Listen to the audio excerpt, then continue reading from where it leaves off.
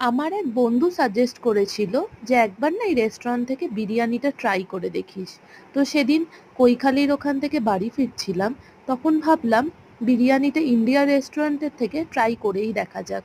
তো নিয়ে চলে এসছিলাম দুটো ফুল প্লেট চিকেন বিরিয়ানি, আর সাথে ছিল চিকেন চাপ। ডাব্বাগুলো দেখেই বুঝতে পারছো যে এর মধ্যে বিরিয়ানির কোয়ান্টিটিটা বেশ ভালো ছিল।